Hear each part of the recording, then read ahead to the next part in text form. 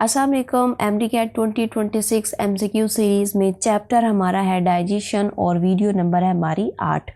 और जैसे कि आप सबको पता चल गया होगा कि पीएमडीसी ने जो एमडीकैट कंडक्शन की डेट है वो अनाउंस कर दी है, जो कि है हमारे पास 16 अगस्त। तो आप सब ने इसी डेट के अकॉर्डिंग जो है वो अपनी तैयारी शुरू कर देनी है। सो अब हम यहाँ पर जो है वो अपना लेक्चर स्टार्ट कर लेते हैं। But before starting the lecture, अगर आप लोग मेरे चैनल पर नए हो तो प्लीज़ आप लोगों ने चैनल को लाइक करना है, शेयर करना है और इसको आप लोगों ने लाजमी से सब्सक्राइब करना है। सो हमारे पास पहला एमसीक्यू है, the inner lining of the stomach is mainly composed of.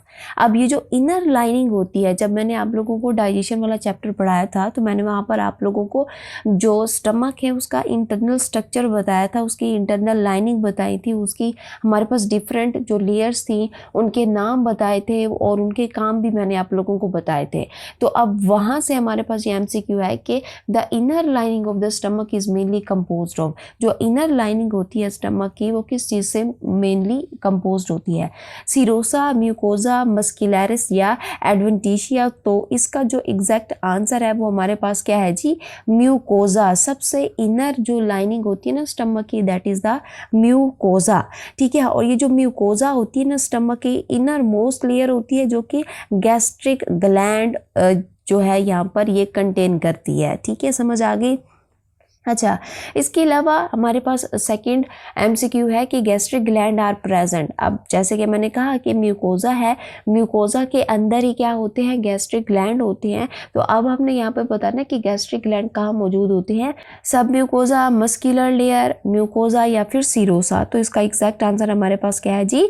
Mucosa में प्रेजेंट होते हैं। ओके, नेक्स्ट हमारे पास है कि विच सेल सेक्रीट हाइड्रोक्लोरिक एसिड, यानी कि जो हमारे स्टमक का एसिड है जिसको हम कहते हैं HCl, ठीक है ना, वो कौन से सेल सेक्रीट करते हैं? ठीक है, गोबलेट सेल है, चीफ सेल है, पेरिटल सेल है या फिर ऑक्जेंटिक सेल है? देखो भाई, ये जो सारे के सारे ऑप्शंस में सेल दिए हुए हैं ना, ये गैस्ट्रिक ग्लैंड के सेल है। और गैस्ट्रिक ग्लैंड भी मैंने आप लोगों को डिटेल से पढ़ाया है, विद डायाग्राम स्ट्रक्चर भी मैंने आप लोगों को बनाकर दिखाया था और एक एक सेल के बारे में बताया था कि कौन सा सेल कहाँ पर होता है और उनका कौन सा फंक्शन होता है। तो अब आप लोगों ने यहाँ पर मुझे बताना है कि ये जो HCl है, ठीक है ना, इसको कौन सेक्रेट करता है? Goblet cell, chief cell, parietal cell या फिर ऑक्जेंटिक सेल? तो इसका एग्जैक्ट आंसर हमारे पास क्या है जी? पेरिटल सेल जो है वो HCl को सेक्रेट करते हैं। नेक्स्ट है पेप्सिनोजन इज सेक्रेटेड बाय। अब ये जो पेप्सिनोजन होता है ये कौन सेक्रेट करते हैं? Parietal cell, chief cell, goblet cell या फिर एंटीरोसाइट्स? तो इसका एग्जैक्ट आंसर हमारे पास क्या है? चीफ सेल जो होते हैं ना, ये क्या करते हैं? ये पेप्सिनोजन को सेक्रेट करते हैं। ठीक है। नेक्स्ट है कि HCl कन्वर्ट पेप्सिनोजन इनटू। अब ये जो HCl है, जो एसिड है हमारे स्टमक का, वो पेप्सिनोजन को कन्वर्ट करता है किस चीज़ में? ट्रिप्सिन, रेनिन, पेप्सिन या लाइपेज? ऑब्वियसली अब आप समझ गए होंगे कि पेप्सिन जो है वो इनएक्टिव फॉर्म होती है, ठीक है ना। इसको HCl किस में कन्वर्ट कर देगा? पेप्सिन के अंदर, जो कि जो है एक एक्टिव फॉर्म होती है। नेक्स्ट हमारे पास है the pH of the gastric juice. ठीक है, जो गैस्ट्रिक जूस निकलता है, कौन निकालता है गैस्ट्रिक जूस? गैस्ट्रिक ग्लैंड निकालते हैं। अब गैस्ट्रिक ग्लैंड कहाँ पर प्रेजेंट होते हैं?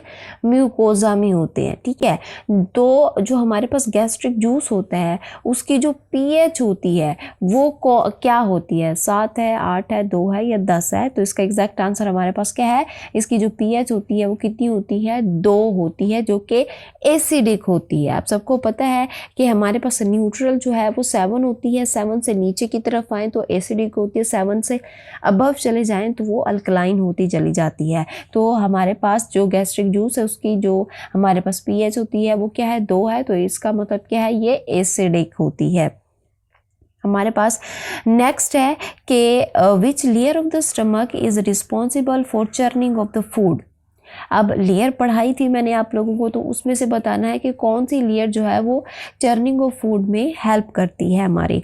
ठीक है, म्यूकोजा है, सीरोसा है, मस्कुलर लेयर है, सब म्यूकोजा है। तो इसका एग्जैक्ट आंसर क्या है, क्या करती, कौन सी लेयर जो है ये चर्निंग करती है, मस्कुलर लेयर करती है। अब मस्कुलर लेयर के अंदर हमें जो है वो यहाँ पर क्या मिलते हैं, मसल मिलते हैं, जो कि मैंने आप लोगों को पढ़ाया था कि यहाँ पर कितने मसल होते हैं। अब मैं आप लोगों को यहाँ पर नहीं बता रही, मैं डिटेल से पढ़ा चुकी हूँ, वन शॉट दे चुकी हूँ। आप लोगों ने नहीं सुना तो पहले आप लोग ये सुन लें, क्योंकि तभी आप लोगों को एमसीक्यू आएंगे जब आप लोगों को स्ट्रक्चर का पता होगा। ठीक है, स्टमक की लेयर्स का पता होगा, गैस्ट्रिक जूस के अंदर जो जो सेल हैं उनका पता होगा, उनका फंक्शन पता होगा, देन ही आप लोगों को आएंगे, अदरवाइज ये चैप्टर आप लोगों को नहीं आएगा। ओके, जो स्टमक के मसल्स होते हैं वो क्या होते हैं, वॉलेंटरी, स्केलेटल, स्मूथ या फिर कार्डियक। तो हमारे पास जो हमारा स्टमक है ना, तो स्टमक के जो मसल होते हैं ना वो किस तरह के होते हैं, स्मूथ मसल होते हैं। समझ आ गया इतना आप लोगों को। ओके, नेक्स्ट हमारे पास है कि which enzyme digest protein in stomach. अब हमें पता है कि स्टमक के अंदर सिर्फ किसकी डाइजेशन होती है, प्रोटीन की डाइजेशन होती है। ठीक है, हमारे माउथ में स्टार्च की होती है, हमारे स्टमक में किस चीज़ की होती है, प्रोटीन की होती है। बाकी रिमेनिंग हमारे पास जो होती है वो स्मॉल इंटेस्टाइन में जितने भी न्यूट्रिएंट होते हैं उनकी क्या होती है, डाइजेशन होती है। तो स्टमक में जो प्रोटीन को डाइजेस्ट करने वाला एंजाइम है वो कौन सा है, अमाइलेज, पेप्सिन, लाइपेज या फिर ट्रिप्सिन। तो इसका एग्जैक्ट आंसर हमारे पास क्या है, पेप्सिन जो होता है ना, ये क्या करता है, ये जो है वो स्टमक के अंदर प्रोटीन को डाइजेस्ट करता है। अब नेक्स्ट है हमारे पास कि gastric juice does not contain. अब गैस्ट्रिक जूस में क्या नहीं होता, HCl होता है, पेप्सिनोजन भी होता है, ट्रिप्सिन, म्यूकस, ये सब कुछ हमारे पास जो है इनमें से हमने ये बताना है कि इन सब में से क्या नहीं होता। तो हमारे पास इसका एग्जैक्ट आंसर क्या है, ट्रिप्सिन। ट्रिप्सिन जो है वो गैस्ट्रिक जूस के अंदर नहीं होता, बाकी HCl, पेप्सिनोजन और म्यूकस ये सारी चीज़ें प्रेजेंट होती हैं। नेक्स्ट है कि mucus in stomach mainly protect. अब जो स्टमक होता है उसके अंदर जो म्यूकस होता है वो किस चीज़ को प्रोटेक्ट करता है, फूड को, HCl को, स्टमक वॉल को या फिर एंजाइम को। तो म्यूकस का काम क्या होता है, ये स्टमक की वॉल को क्या करता है, प्रोटेक्ट करता है, क्योंकि जो हमारा स्टमक है उसमें प्रेजेंट होते हैं HCl। ठीक है, जो कि एक स्ट्रॉन्ग एसिड होता है, वो हमारे स्टमक की वॉल के अंदर होल भी कर सकता है। तो उसके इफेक्ट को ख़त्म करने के लिए यहाँ पर म्यूकस प्रेजेंट होता है जो कि स्टमक की वॉल को प्रोटेक्ट करता है। नेक्स्ट है कि which part prevent food from returning to oesophagus. अब हमने वो पार्ट बताना है जो कि फूड को वापस ईसोफेगस में आने से रोकता है। ठीक है, क्या वो पाइलोरिक स्फिंक्टर है या फिर इलोसिकल वाल्व है या फिर कार्डिक स्फिंक्टर है या फिर एनल स्फिंक्टर है। तो उसका एग्जैक्ट आंसर हमारे पास क्या है जी, ये हमारे पास है जी कार्डियक स्फिंक्टर। कौन सा स्फिंक्टर होता है, ये कार्डियक स्फिंक्टर होता है जो कि फूड को स्टमक से ईसोफेगस में नहीं जाने देता।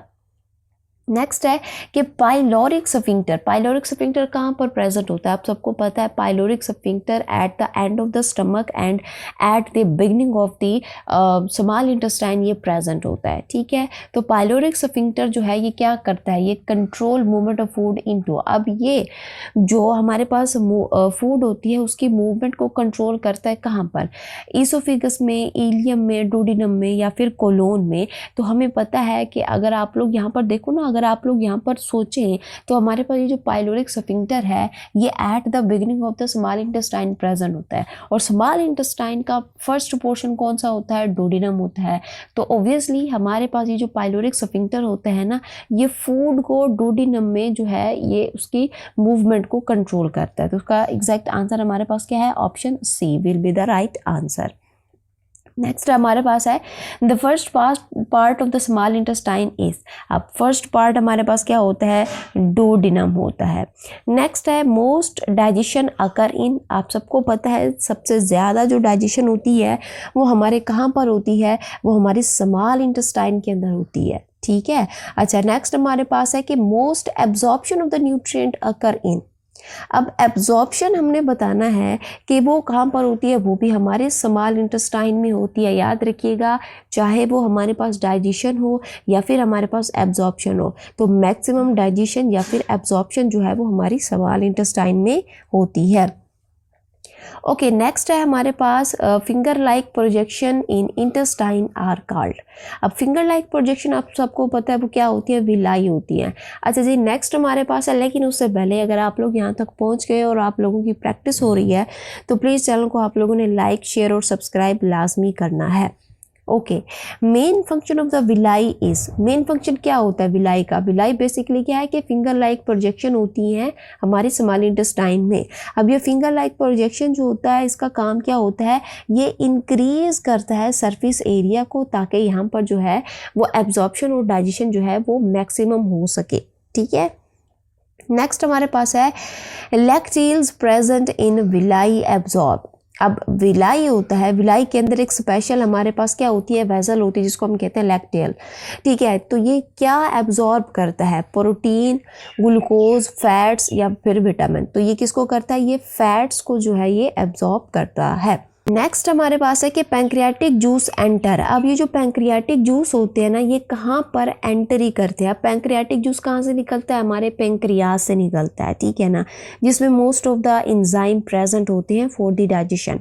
अब ये जो पैंक्रियाटिक जूस होता है ना, ये जब पैंक्रियाज से निकलता है तो ये कहाँ पर जो है वो एंट्री लेता है, हमारे स्टमक में, ईसोफेगस में, डोडिनम में या फिर इलियम में। तो इसका एग्जैक्ट आंसर क्या है, ये डोडिनम में जो है ये एंट्री लेता है, क्योंकि डोडिनम के अंदर ही यहाँ पर हमारे पास क्या होती है, मैक्सिमम डाइजेशन होती है। ठीक है ना, यहाँ पर जो है हमारे पास जो लीवर है, लीवर से हमारा जो बाइल है वो भी यहीं पर आता है, पैंक्रियास से पैंक्रियाटिक जूस भी यहीं पर आता है, जो स्मॉल इंटेस्टाइन के अपने इंजाइम होते हैं वो भी यहीं पर आते हैं। तो मैक्सिमम यहाँ पर हमारे पास सिक्रीशन होती है जूसेस वगैरह की, और यहीं पर ही क्या होती है, मैक्सिमम डाइजेशन होती है।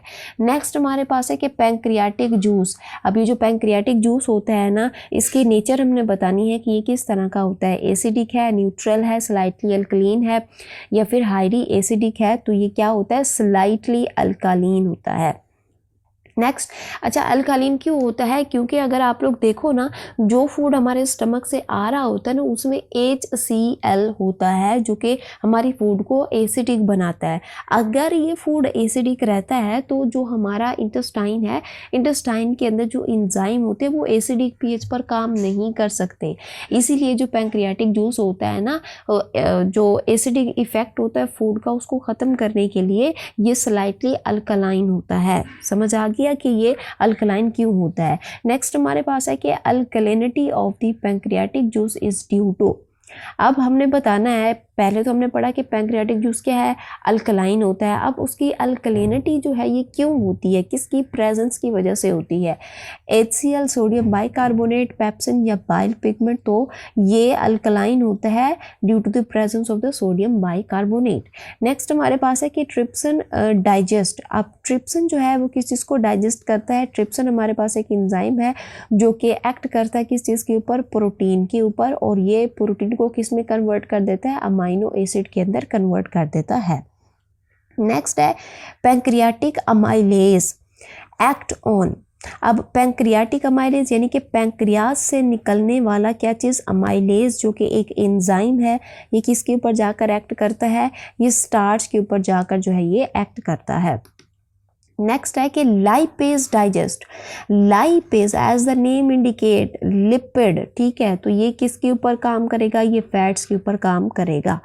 नेक्स्ट हमारे पास है कि which enzyme is inactive when secreted, यानी कि उस एंजाइम का हमने नाम बताना है जब वो सेक्रीट होता है तो ये इनएक्टिव होता है, पेप्सिन, ट्रिप्सिन, पेप्सिनोजेन या फिर लाइपेज। तो इसका एग्जैक्ट आंसर क्या है, पेप्सिनोजेन।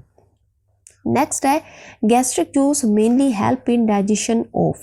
अब ये जो गैस्ट्रिक जूस होता है ना, ये मेनली किस चीज़ की डाइजेशन में हेल्प करता है, लिपिड, कार्बोहाइड्रेट, प्रोटीन, विटामिन। तो मैंने आप लोगों से क्या बोला था कि गैस्ट्रिक जूस कहाँ पे निकलता है, स्टमक में निकलता है, और स्टमक के अंदर किस चीज़ की डाइजेशन होती है, याद रखिएगा प्रोटीन की डाइजेशन होती है। तो गैस्ट्रिक जूस भी निकल कर किसको डाइजेस्ट करवाएगा, प्रोटीन को डाइजेस्ट करवाएगा। नेक्स्ट हमारे पास है कि which organ produce pancreatic juice, आप सबको पता है कौन है भाई, वो पैंक्रियाज है। नेक्स्ट हमारे पास है कि the largest gland associated with digestive system is, अब लार्जेस्ट ग्लैंड कौन सा होता है हमारी बॉडी का, आप सबको पता है वो हमारे पास क्या है जी, लीवर है।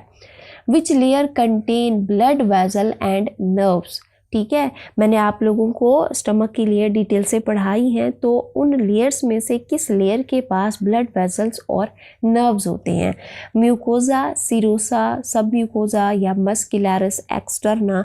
तो इसका एग्जैक्ट आंसर हमारे पास क्या है कि सब म्यूकोजा के अंदर जो है आप लोगों को ब्लड वेसल और नर्व्स देखने को मिलेंगी। नेक्स्ट हमारे पास है कि गैस्ट्रिक पिट्स ओपन इनटू, अब ये जो गैस्ट्रिक पिट्स होते हैं जो कि गैस्ट्रिक ग्लैंड्स ही होते हैं, ठीक है ना, अब ये ओपन होते हैं किस चीज़ में, blood vessel, gastric gland, lacteals या फिर विलाई। तो इसका एग्जैक्ट आंसर क्या है, ये हमारे क्या होते हैं, गैस्ट्रिक ग्लैंड होते हैं। नेक्स्ट हमारे पास है कि which statement about stomach is correct, अब हमने वो स्टेटमेंट बतानी है कि जो स्टमक के अकॉर्डिंग करेक्ट हो, कि क्या ये एब्जॉर्ब करता है मोस्ट न्यूट्रिएंट को, it mainly store and churn food, या फिर सेक्रेट बाइल, या फिर प्रोड्यूस इंसुलिन। उसका काम क्या होता है कि ये स्टोर करता है और चर्न करता है किस चीज़ को, फूड को। नेक्स्ट हमारे पास है कि इंटेस्टाइनल जूस, यानी कि जो इंटेस्टाइन खुद निकालता है, ठीक है ना, is secreted by gastric gland, intestinal gland, liver cell, pancreatic acini. तो इसका एग्जैक्ट आंसर हमारे पास क्या है, इंटेस्टाइनल ग्लैंड। नेक्स्ट हमारे पास है कि which enzyme convert protein into peptones, ठीक है, तो हमारे पास इसका एग्जैक्ट आंसर हम क्या है जी, जो कि है पेप्सिन। आप सबको पता है कि इंजाइम जो है वो कन्वर्ट करता है प्रोटीन को, कौन सा इंजाइम है, पेप्सिन, ठीक है, ये कन्वर्ट करता है प्रोटीन को इनटू पेप्टोन्स। अच्छा नेक्स्ट हमारे पास है 35 MCQ, the stomach lining is protected from self digestion by mucus, ठीक है, आप सबको पता है म्यूकस ही होती है जो हमारी स्टमक की वॉल को प्रोटेक्ट करती है फ्रॉम दी HCl। नेक्स्ट है कि which intestine part is longest, longest part हमने बताना है इंटेस्टाइन का। अब वो हमारे पास स्मॉल इंटेस्टाइन में भी हो सकता है, लार्ज इंटेस्टाइन में भी हो सकता है, तो उन दोनों में से हमारे पास सबसे लॉन्गेस्ट पार्ट कौन सा होता है, वो होता है जी हमारे पास इलियम, ठीक है, जो कि लार्ज इंटेस्टाइन का पोर्शन है।